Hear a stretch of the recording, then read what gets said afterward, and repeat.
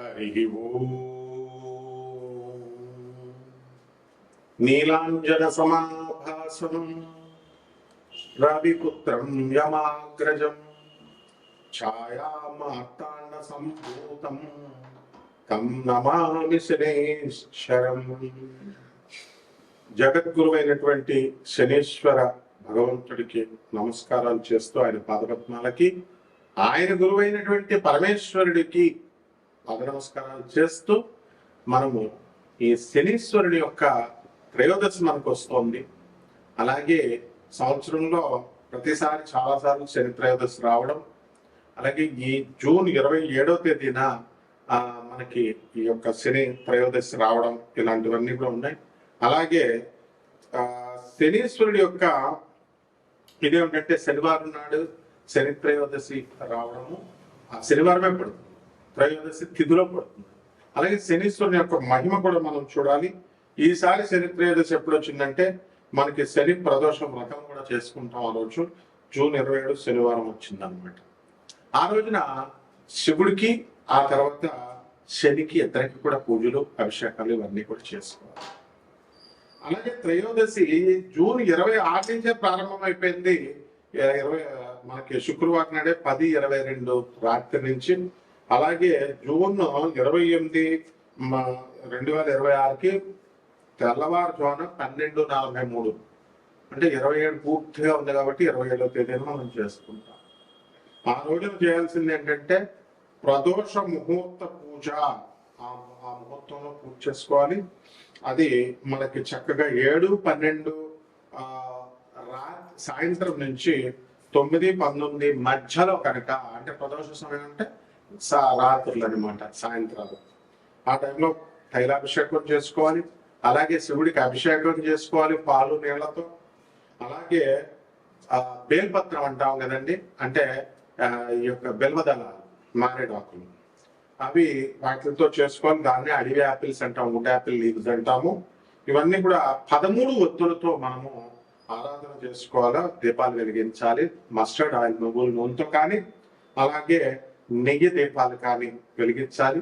అలాగే 13 ఒత్తులు వేయాలన్నమాట ఒక్కొక్క దాంట్లో కూడా. ఈ రకంగా మనం చేసుకోవాలి. లేదా ఒక్కొక్క ఒత్తు చొప్పున 13 ప్రమిదలు పెట్టుకొని వేసుకోండి, లేదా ఒకే ప్రమిదలో 13 ఒత్తులు వేసుకోండి. అసలు శనిని ఎంత భయంకరంగా చిత్రీకరించారంటే, శని 7.5 అంటే ఏలినాటి శని జరుగుతుంది. దాన్నే 7.5 దయ్య అని అంటాము. మరి ఈ సమయాల్లో కేవలము హాని చేస్తుంది అనే విధంగా చెప్పారు. అంటే శని ఏలినాటి శని జరుగుతున్నప్పుడు, అర్ధాష్టమ శని జరుగుతున్నప్పుడు, అష్టమ శని జరుగుతున్నప్పుడు ఓన్లీ బాధలే కనుక పెట్టినట్లయితే, ఓన్లీ కష్టాలే కనుక పెట్టినట్లయితే ఏ మానవుడు బతకలేడండి. ఎందువల్లంటే ప్రతి రాశికి కూడా మనకి 10 సంవత్సరాలకి మనకి అర్ధాష్టమ శని జరుగుతాడు. తర్వాత 20 సంవత్సరాలకు ఒకసారి అష్టమ శని జరుగుతాడు. అండ్ ఈ యొక్క ఏలినాటి శని ప్రతి 30 సంవత్సరాలకే జరుగుతాడు. ఆ ఏలినాటి శని సమయాల్లోనే పెళ్లి చేస్తాడు, స్థిరపరుస్తాడు, ఇల్లునిస్తాడు, స్థలాలు కొనిపిస్తాడు, అంతా కూడా. అలాగే కష్టాలు పెట్టి బంధువులందరినీ కూడా ఒక్కొక్కళ్ళ స్నేహితుల్ని దూరం చేసి, నువ్వు ఏకాకివి సుమా, నువ్వు ఎక్కడి నుంచి వచ్చావు, అది ఆ ప్రయోజనాన్ని నువ్వు తెలుసుకో. మానవ జన్మ ఈటింగ్ అండ్ మేటింగ్ కాదు. మరి ఏమిటి అంటే నీకు మోక్షం తెచ్చుకోవాలి నువ్వు, అందుకోసం నేను పంపించాము. నీ బ్యాలెన్స్ కాస్ట్ కర్మాన్ని బ్యాలెన్స్ చేసుకోవడానికి వచ్చావు. అలాగే నీ భయాన్ని ఎలివియేట్ చేసుకోవడానికి, పోగొట్టుకోవడానికి వచ్చావు. అండ్ నీ అబ్స్టకల్స్ అన్నిటిని కూడా ఓవర్కమ్ చేసుకోవాలి, నీ అడ్డంకులన్నీ కూడా తొలగించుకోవాలి అనేటువంటి అపూర్వమైనటువంటి సమయం ఈ శనీశ్వరుడు మనకి ఇస్తాడనమాట. అయితే అసలు శని గురించి ఎంత ప్యాడ్ చేస్తారండి? శని ఏదో హాని చేస్తున్నట్టు. అసలు శని గురించి ఏమన్నా తెలుసా? శని భూమి కంటే కూడా, భూమి ఒక గ్రహం మనకు తెలుసు కదా, శని కూడా ఒక గ్రహమే. కానీ మనము నవగ్రహాలలో భూమిని మనం తీసుకోవాలి, మోడర్న్ సైన్స్ లో మనం గ్రహం కింద తీసుకుంటాం. ఇప్పుడు ఆ శని ఎంత బరువుగా ఉంటుందండి ఈ యొక్క భూమి కంటే కూడా. ఎన్ని సైడ్లు అంటే వైడర్, ఎంత వెడల్పుగా ఉంటుందంటే డయామీటర్ లో 9 రెట్లు వెడల్పుగా ఉంటుంది భూమికి. అంటే భూమిని ఆ చివరి నుంచి ఈ చివరి వరకు మనం కొలిచామనుకోండి, అలాంటివి మనకి 9 రెట్లు 9 మీటర్ ఇదైతే 9 మీటర్ల స్కేల్ పెడితే అంత వెడల్పు ఉంటుంది శనీశ్వరుడి యొక్క గ్రహం.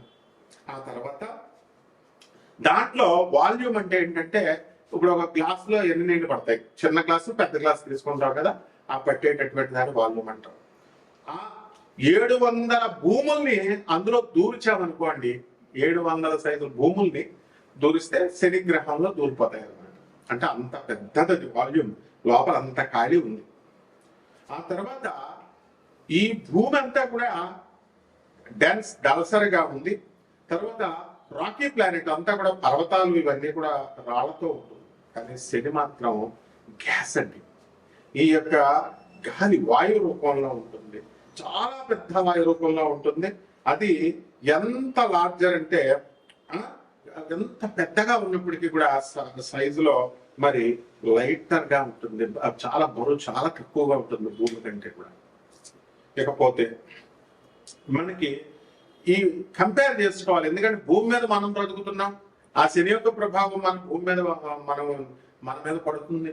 కాబట్టి ఎనర్జీసే కాకుండా ఆ ప్రతిదీ కూడా ఆ లైట్ పట్టము, ఆ గ్యాస్ యొక్క ప్రభావాలు, ఎనర్జీస్, ఆ శక్తి మనం ప్రభావితం చేస్తుంది అన్నమాట. అయితే సాటర్న్ ఈక్వటోరియల్ డయామీటర్ ని కనుక మనం తీసుకున్నట్లయితే శనిది 120,536 కిలోమీటర్ల అంత వెడల్పు ఉంటుందండి. అంటే 74,898 మైళ్ళు అనమాట.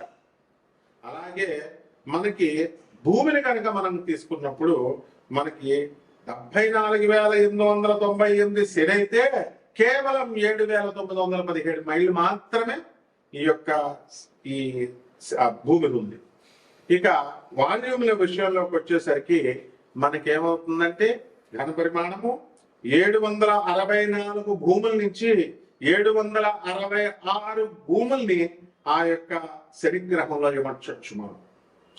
తర్వాత 95 రెట్లు బరువు ఉంటుంది భూమి కంటే కూడా.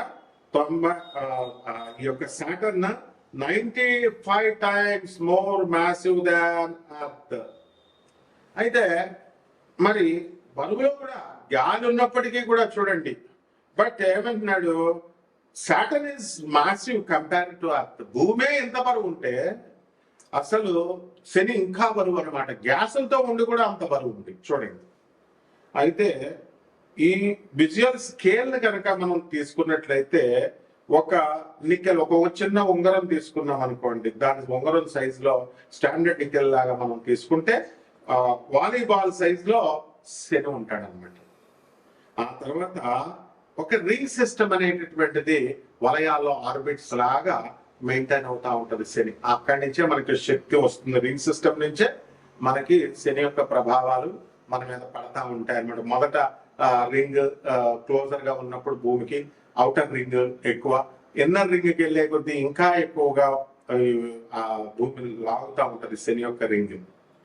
సో ఏ విధంగా అయితే ఎలక్ట్రాన్స్ అంతా కూడా ఈ యొక్క న్యూట్రాన్ ప్రోటాన్స్ మధ్యలో ఉంటే ఎలక్ట్రాన్స్ లా తిరుగుతున్నప్పుడు బాగా చివరన ఉన్నటువంటి లాస్ట్ ఆర్బిట్ ఈజీగా తీసేయచ్చు. లోపల ఉన్నటువంటి ఆ యొక్క ఆర్బిట్ లో KLMNL షెల్స్ ఉంటాయి. ఆ దగ్గరగా ఉన్నటువంటిది ప్రోటాన్స్ కి న్యూట్రాన్స్ దగ్గర ఉన్నది పీకడానికి ఎక్కువ ఎనర్జీ అవసరం. ఇదే విధంగా సేమ్ రూల్ అప్లై అవుతుంది మనకి. ఇక అందువల్ల శని యొక్క ప్రభావం అనేటటువంటిది చాలా అధికంగా మన మీద పనిచేస్తుంది. ఎప్పుడు అర్ధాష్టమం, అష్టమం, తర్వాత ఈ యొక్క ఏర్నాట్స్ జరుగుతున్నప్పుడు. ఇకపోతే మనకి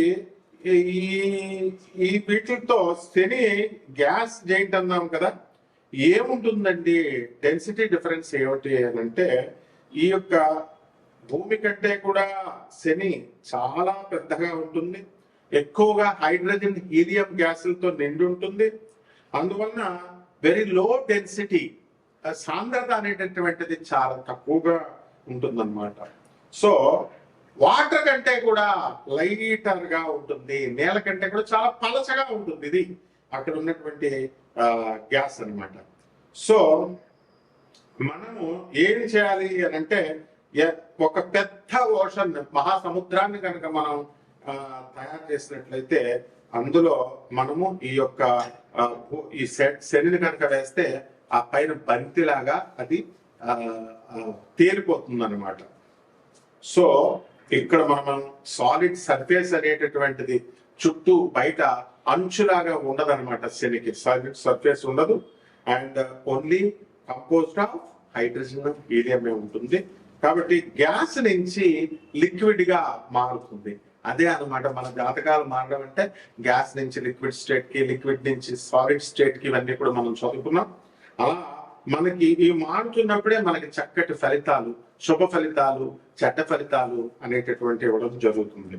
కాబట్టి డెన్స్ సెంట్రల్ కోర్ ఉంటుంది. ఇక్కడ అక్కడ ఉన్నటువంటి వాతావరణాన్ని కూడా మన మీద ఏ విధంగా ఉంటుంది, అక్కడ ఏముంటుందంటే 96% హైడ్రోజన్ ఉంటుంది, అలాగే 3% నుంచి 4% హీలియం ఉంటుంది. అలాగే ఇక్కడ ట్రేస్ అమౌంట్స్ కొద్దిగా అమోనియా, మిథేన్, వాటర్ ఐస్ ఇవన్నీ కూడా ఉంటాయి. కాబట్టి ఈ యొక్క దీనికి ఏంటంటే ఒక డెన్స్ కోర్ ఆఫ్ రాక్ ఉంటుంది, మెటల్స్, ఐరన్ అండ్ నికెల్ దొరుకుతుంది. అందువలనే మనము శనికి ఇనుముకి సంబంధం అంటాం. శని గ్రహం అంతా కూడా ఐరన్ అండ్ నికెల్ ఎక్కువ ఉంటుంది. ఆ శని గ్రహం బలంగా ఉన్నటువంటి వాళ్ళకి అందువల్లనే ఫెర్రస్, మనకి మోకాళ్ళ నొప్పులు ఇవన్నీ కూడా రావు. ఎముకల నొప్పులు స్ట్రాంగ్ గా ఉంటాయి అనమాట. ఎముకల నొప్పులు అది ఉండవు అనమాట, బోన్ స్ట్రాంగ్ గా ఉంటాయి. అండ్ ఈ ఐసెస్ 10 to 15 times the mass of the earth వరకు కూడా మనకి ఇవి బరువుగా ఉంటుంది. కాబట్టి ఓన్లీ గ్యాసియస్ మేకప్ ఉంది. కాబట్టి ఈ యొక్క ప్లానెట్ సాటర్న్ సోలార్ సిస్టమ్ లో ఈ యొక్క వాటర్ కంటే కూడా లెస్ డెన్స్, అంటే పల్చగా ఉంటుంది అని చెప్పబడింది. కాబట్టి ఇంత సైంటిఫిక్ గా మనకి ఈ యొక్క శని, మన ఋషులు ఎంత గమనించారండి, ఎవరెళ్ళి కొలిచారండి అసలు సాటర్న్ ని. మన మోడర్న్ సైన్స్ ఏమో శాటిలైట్స్ ని వదిలి ఇలా కనిపెడితే, మన ఋషులు చెప్పింది, ప్రాచీన ఋషులు ఏన్షియంట్ ఆస్ట్రాలజీలో ఆస్ట్రానమర్స్ అంతా కూడా ఎంత ఈజీగా చెప్పారు. ఆర్యభట్ట వీళ్ళంతా, వరాహమిహిరుడు వీళ్ళంతా సేమ్ ఇనుముకే సంబంధం ఎందుకు చెప్పారండి? అక్కడ ఐరన్ అండ్ నికెల్. అలాగే గ్యాసియస్ చూడండి, శని అనుగ్రహం ఉన్నటువంటి వాళ్ళు, శని నక్షత్రాల్లో పుట్టినటువంటి వాళ్ళు గ్యాస్ కొడితే వాళ్ళు ఉబ్బిపోతారు, వాళ్ళు కోపం వస్తే తిడతారు. అలాగే లోపల మనసులో లోపల ఉంటుంది అనమాట ఏదో ఒకటి. వాళ్ళకి ఏదైనా ఇది రహస్యం చెప్తే ఉంచరు, బయట చెప్పేస్తారు, ఎక్కేస్తారు. అన్నీ కూడా పొగలెట్ చేసుకోవాలని చదువుకోవాలి. అంతేగాని చేప బళ్ళు పెడతాము, మందు పెడతాము, తర్వాత ఈ యొక్క చేప బళ్ళు తీసేస్తాము. చేయడం ద్వారా తీయడమేంట్రా? అసలు ఏదైనా సమస్య వస్తే దానికి సమస్య పరిష్కారం కనిపెడతారు. చేయడమేరా నాకు చూడండి విచిత్రం. తంత్రగాళ్ళు అని చెప్పుకుంటారు, మంత్రగాళ్ళు ఏమైనా ఈ బోగస్ గాళ్ళకి ఏంటంటే ఏమని చెప్పుకుంటారు, ఇప్పుడు ఏదైనా చేస్తే అది చేయడం వస్తే ప్రాబ్లం ఉంటే దాని సొల్యూషన్ కనిపెడతారు. ప్రాబ్లం ఏంటో నీకు తెలియదు, చేయడం రావడం తీయడం వచ్చు అంటే, నాకు చేయడం తీయడం వచ్చానంటే అది బోగస్ గాడు అని అర్థం, ఫేక్ గాడు అని అర్థం. నెక్స్ట్ మరుగు మందులు అంటారు, వశీకరణాలు అంత తేలిక. ఈ వేళకు ముందు వాళ్ళ పిల్లలు వశీకరణాలు అయి ఉండరు, వాళ్ళ మాట ఎవరు వినరు. తర్వాత ఈ యొక్క ఇక ఇంకేమిటండి, జాతకాలే మార్చేస్తాం మేమే దేవుళ్ళు అని చెప్తారు. ఇట్లా బోకస్ గారు దేవుడు. అందుకే వీళ్ళకి కరెక్ట్ మొగుడు గోగినేని బాబు దిగుతున్నాడు. గోగినేని బాబు ఏం చెప్తాడంటే, బాగా ఇదొకటి ఫ్యాషన్ అయిపోయింది అనమాట. గాలి చూసావా, గాలిని చూపిస్తావా, అలాగే దేవుడు కనబడడు అని. అందుకే కరెక్ట్ మొగుడు ఏం చెప్పాడు, సౌండ్ ఏమవుతుందని వినబడుతుంది. ఆ వినబడిన సౌండ్ కంటికి నేను చూపిస్తాను రా, కంటికి నువ్వు చూడగలవా కంటితో ఆ సౌండ్ని అని అడిగాడు. కరెక్ట్ అతను చెప్పింది. ఇప్పుడు నీకు శబ్దం వస్తుంది, దానికి మీటర్ ఉంది కొలవడానికి, నీ సిగ్నల్స్ ఉన్నాయి, మీటర్ ఉంది కొలవడానికి, గాలి ఉంది, మీటర్ ఉంది కొలవడానికి. ఇవన్నీ భౌతికాలు. దేవుడిని నేను చూసేసా, దేవుడితో నేను మాట్లాడేస్తా, దేవుడు నాకు ప్రత్యక్షమైపోయాడు, దేవుడిని ఒంటి మీదకి వస్తాడు, ఇటువంటి బోగస్ నా కొడుకులందరినీ కూడా చాలా జాగ్రత్తగా మీరు ప్రోత్సహిస్తే ముందు శనీశ్వరుడు మిమ్మల్ని తోలు తీసేస్తాడు. మీరు ఎన్ని నువ్వులు వేసినా ఎన్ని వేసినా కూడా మిమ్మల్ని కేవలం బోగస్ గాళ్ళ మాటలు విన్నా, వాళ్ళ వీడియోలు విన్నా మీరు సర్వనాశనం అయిపోతారనమాట. అదే సాత్ అంటే శని పట్టుకోవడం అంటే ఆ వాళ్ళని, అలాంటి వాళ్ళ అయోగ్యుల మాటలు విండి, చదువు సంఖ్యలు లేని వాళ్ళ మాటలు వింటే, అలా చెప్పిన అశాస్త్రీయమైనటువంటి అవైధికమైనటువంటి వింటే అవుతారు. ఇప్పుడు ఒక్కొక్క రాశి వారిగా ఈ జూలై నెలలోనే కాకుండా ఇప్పుడున్నటువంటి గ్రహ పరిస్థితులను బట్టి చక్కగా ఈ 2026 సంవత్సరంలో మీ జాతకాలు ఒక్కొక్క రాశి వారిగా మనం ఎలా ఉందో, ఈ శని యొక్క ప్రభావం ద్వారా మీకు ఎలా ఉందో మనం తెలుసుకుంటాం. ధనుస్సు రాశి ఈ ధనుస్సు రాశి వారికి అందరికీ కూడా రాహు కుంభరాశిలో ఉన్నాడు. అందువల్ల మీకు చక్కగా వ్యాపారాలన్నీ కూడా బ్రహ్మాండంగా ఉండడం జరుగుతుంది. ధనము న్యాయబద్ధంగా సంపాదిస్తారు. కొన్ని కోట్ల రూపాయలు అప్పు తెచ్చుకొని మీరు మీ వ్యాపారాలు ప్రారంభించారు. ఏమంటే అనుకున్నంత రీతిలో లాభాలు జరగట్లేదండి అనుకుంటున్నారు. గతంలో చాలా సంపాదించారు చాలా సంవత్సరాలుగా. ఈ ఒక్కసారి గ్రహస్థితి బాగాలేకపోయి సంపాదించలేకపోయేసరికి బాధపడాల్సినటువంటి అవసరం లేదు. మనం చక్కగా మలేషియా వెళ్ళండి, సింగపూర్ వెళ్ళండి, థాయిలాండ్ వెళ్ళండి, మసాజుల దగ్గరికి వెళ్ళిపోండి. అండ్ డోంట్ రిగ్రెట్ అనమాట. అప్పు తెచ్చుకుని వ్యాపారాలు పెట్టాము, లాభాలు సంపాదించారు. ఇప్పుడు దాన ధర్మాలు చేస్తే నెక్స్ట్ మళ్ళీ God will give you another opportunity. అలాగే ఈ యొక్క అర్ధాష్టమంలో ఉన్నటువంటి శని వక్రించాడు కాబట్టి ఆ వక్ర శని మీ యొక్క మనశ్శాంతిని హరింపజేస్తుంది. కుటుంబంలో అనేకమైనటువంటి కలతలు తీసుకురావడానికి అవకాశాలు ఉంటాయి కాబట్టి జాగ్రత్తగా చేసుకుంటే ఆ ప్రాబ్లమ్స్ ఏముండవు. ప్రత్యేకించి ఏమేమి మనం ధర్మంగా వెళ్ళిపోతే చాలు, మీకు ఆ యొక్క శని గ్రహము మీకు చక్కగా చూసుకుంటాడు. లేకపోతే ధనుస్సు రాశి వాళ్ళకి సప్తమంలో ఉన్నటువంటి ఈ యొక్క బుధ గ్రహము వక్రించున్నాడు కాబట్టి పెళ్ళైనటువంటి వాళ్ళు భార్య తరపు బంధువులతో చాలా జాగ్రత్తగా వ్యవహారం చేయాలి. భార్య కూడా సడన్ గా రివర్స్ అయిపోవడానికి అవకాశాలు ఉంటాయి. అష్టమంలో ఉన్నటువంటి రవి గురు గ్రహాలు జూలై 16 తర్వాత కలుస్తున్నారు కాబట్టి వీళ్ళందరికీ కూడా మన ప్రభుత్వం నుంచి మీకు అవ్వాల్సినటువంటి పనులు కొద్దిగా పెండింగ్ లో ఉంటే కంగారు పడకండి. అవన్నీ కూడా కొంచెం ఒక రోజులు అటు ఇటులో మీకు పని పూర్తవడం జరుగుతుంది. అప్పులు బ్రహ్మాండంగా పుడతాయి మీకు.